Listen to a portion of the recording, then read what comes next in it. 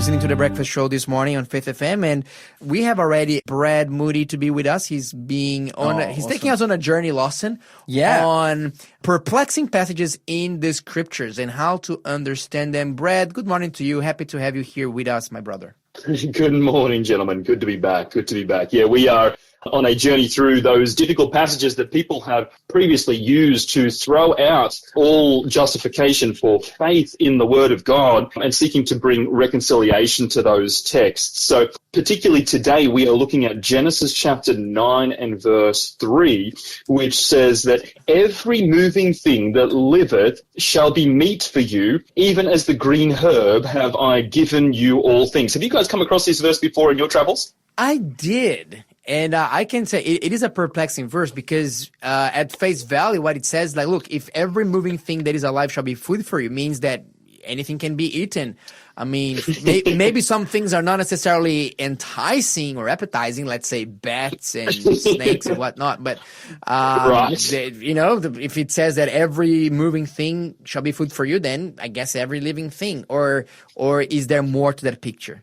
Exactly right. And so people have suggested that this contradicts the plain statements of Leviticus, as you were just mentioning in that book, that talk about clean and unclean foods, for example, where it's mentioned elsewhere. And so they throw out on account of that there's no reconciliation. This is a contradiction. It's obvious. So the Bible is just a bunch of fables. Well, let's take a look at the text a little bit closer, and particularly using Genesis. So we're going to use predominantly Genesis today to try and answer that same question so that we understand once again the context of the verse. But notice the very first diet that Adam and Eve were given by God was that of fruits, nuts, and grains. This is what he gave them. And we've talked about that at length in a previous session. And so just to reiterate, in Genesis chapter 1 and verse 29, it says, God said, Behold, I have given you every herb bearing seed, which is upon the face of the earth, and every tree in which is the fruit of a tree yielding seed, to you it shall be for meat. And then after the fall, God adds the herb of the field to his diet, where in Genesis 3:18 he says, you shall eat the herb of the field. But we believe that to be the vegetables which God gave to Adam and Eve as a supplement to their diet, given the generation that was to come to the natural world on account of sin, as we've talked about before. So then we fast forward to the flood in Genesis chapter 6, and we see God telling Noah to prepare for the flood. And so in Genesis chapter 6 and verse 21, it says, And take thou unto thee of all food that is eaten, and thou shalt gather it to thee, and it shall be food for thee and for them, being the animals that were to come onto the ark. Okay, so he had to do a big stock of, cereal, grains, plant-based things. Exactly. And you've subtly highlighted that there was no permission to eat meat at this point in time, right? Specifically. But notice that will come. But he says there that they were to gather all of everything that constitutes food. And this implies that there was a knowledge of what was food and what was not. At this time, there were certain things that were designed for food and other things that were not. Notice also that, like I said, the meat of flesh of animals had not yet been permitted. The point is that not all of what God had made was food. We eat the green beans, but we don't eat the leaves or the vine. Does that make sense? Yeah. Mm. So the verse in Genesis says that God has given us every green herb-bearing seed which is upon the face of the earth. Plenty of green herb-bearing seeds that are of no benefit to the body, many of which are positive poisons.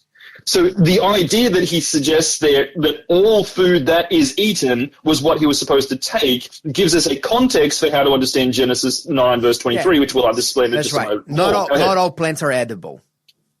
Exactly right. So this is the thing. The verse in Genesis that says that God has given us every green herb tells us that there is certain things that were to be eaten and certain things that were not. Then at some point after the flood, God allows us the use of flesh foods for the first time. Notice that the clean animals were more in number than the unclean that were taken into the ark. You'll remember that there was 7 pairs, as it says in Genesis 7 and verse 2. Male and female of the beasts that are clean, 2, and of the unclean by 7s. The Lord allowed them to use the flesh of food from among the clean, but it was only the clean animals that were to be used for food and also for sacrifices. As you can see in Genesis 8:20, it says that Noah builded an altar unto the Lord and took of every clean beast and every clean fowl and offered burnt offerings unto the altar. So it didn't even have anything to do with the unclean animals in that aspect.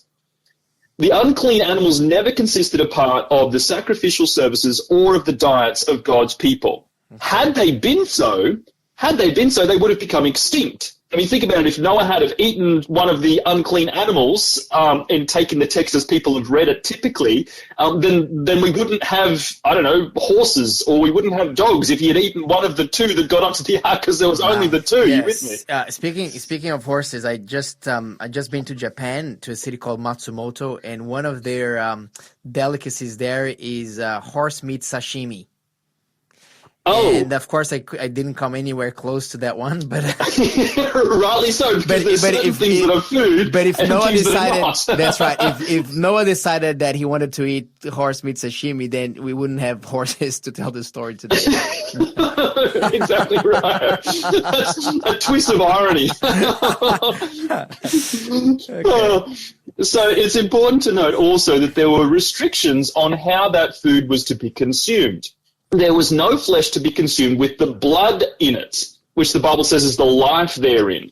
This is where the idea of kosher has developed, where the blood is to be completely drained, and pretty much no meat that you buy in the shops today is of that caliber, but it was to be drained. And I've been led to believe that apparently once it's been made kosher, it tastes like a leather belt. It doesn't have any of the flavor in it anymore, because the blood is what gives it its flavor. God had said not to consume it. Well, I don't think God was trying to reduce the flavor of it, but it's also been determined by modern science that the blood is what carries disease. And so God then gives them these restrictions so that they can be healthful, because there's certain elements, even of the clean meats, that are not beneficial to the body. Are you following? Yes.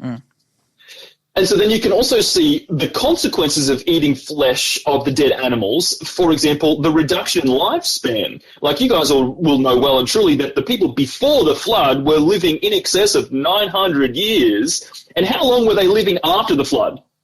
Look, I think that it started to decline sharply, 180, 100, until by the time, we got into the desert. I think that people were living similar to what we're living now, 70, 80 years, maybe a bit more, a bit less. Exactly right. And so there's this stark contrast. There's these consequences that come from eating flesh, which God never had designed. He gave them the flesh to eat because there was no vegetation, right? There was nothing left for them to eat. It was like, okay, this is the best that we're going to be able to give you, because everything else is going to be destroyed by the flood.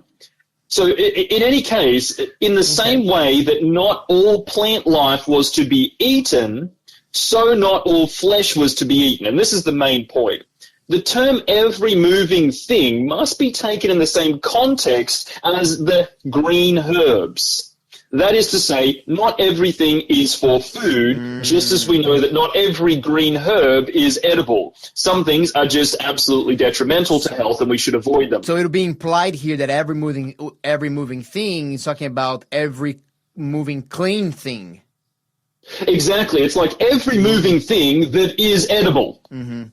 Right, and which he then goes on to enumerate as the clean bees. So just as he says in the text, he says, even as the green herb, which, as we saw in Genesis, the green herbs, there's certain green herbs that we are given that are edible and certain ones that are not, even though in the text it says, I've given you every green herb bearing seed. Well, certain things are just not beneficial to consume. Yeah. So that's how we answer that particular text. I hope that gives some clarity to it. If you guys have any further thoughts before we move on. Yeah, no, it makes sense to me. What about for you, Lawson? Yeah. No, that's so fair. Yeah.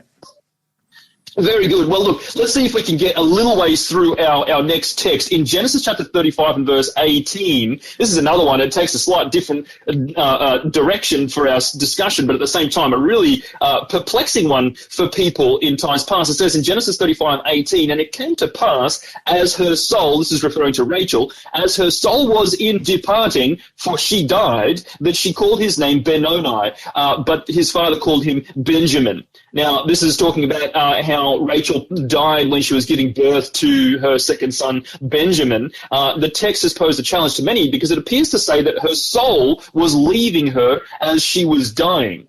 But the explanation is found in the way that God talks about the use, or the way that God uses the term soul in other passages in the book of Genesis. And we've been through this before, talking about the state of the dead. You guys might recall that we discussed this on a previous apologetic session. But what happens when somebody dies is unfortunately misconstrued and misunderstood in the world today. Can you guys give us a bit of an understanding? What actually happens to somebody when they die? Well, it's the reversal of the process of creating a human, right? Which is God, he put the breath into the body, and thus they were a soul. And so you remove the breath from the body, and thus it's no longer living. Exactly right. It's no longer a soul. That was a great summary. Thank you, Lawson. A living soul is the composite, as you pointed out, of two elements, the body and the breath. And then the text says in Genesis 2 that man became a living soul. Not that he had a living soul given to him at that point, but that he became. That's what a living soul is, biblically speaking. We need to use the Bible to interpret itself. And when we do that, it gives us a perfect harmony. Everything comes together when we take other texts to explain perhaps confusing texts at first glance. So other versions use the term, instead of soul, a living being or a person, enumerating the same concept. It is the combination of those two elements, breath and body, that constitutes a living entity. Without one or the other, life ceases, which we know is death. And every dictionary in the world tells us that that's what death is, the cessation of life. Yes. So just a couple of texts to back this up. The concept is further elaborated in Genesis 12:13. That is Abraham talking of his wife, but he says to make a little white lie. He says, "Tell them that you are my sister, that it may be well for me for your sake, and my soul shall live." Obviously, he's talking about his life, right? He doesn't want to lose his life on account of the fact that his wife was beautiful and they might take her and kill him. Yeah, interesting. And then in Genesis 19, verse 20, talking about Lot, he says, "Behold now, this city is near to flee unto." This is the city of Zor that he wanted to flee to after the Sodom and Gomorrah were destroyed. He says, "Oh, let me escape thither. It is a little city, and my soul shall live." Both of them recognize that the soul was a term for everything that encompassed their life. Yes. So when we take that perspective, talking about as her soul was in departing, it simply means while she was on the brink of death, which she was about to give birth, and she died. This is the way it reads. Or another way is you could say, it came about as her life was departing, or as her breath was departing. Yes, very, very well put. Very simple then. The Bible doesn't give us any indicator that there is a separate conscious entity that inhabits a body, which people have traditionally believed. And I say that with emphasis, traditionally believed. This is a misunderstanding. Because in Ezekiel chapter 18, verse 20, it says, "The soul that sinneth, it shall die." Death is the opposite of life, as we've talked about, and as Lawson pointed out, Ecclesiastes 12 says, "The dust returns to the earth, and the breath returns to God who gave it." Once there is a separation of that breath from the body, it ceases to be a living being. So the text in question is obviously talking about the entirety of the person. Notice the very next text, with that understanding, says, "And Rachel died and was buried on the way to Ephrathah," which is Bethlehem. In other words, Rachel ceased to live. She was no longer a living being, a soul. The body was placed in the tomb and her consciousness ceased. And we have so many texts to back this up. Psalm 6:5, which says that there is no remembrance of you in death, and the grave, who can give thanks? The dead do not praise you, or anyone that go down into silence. Emphatic term there, into silence is where they go when they die. Do you guys have any other verses that enumerate this same concept?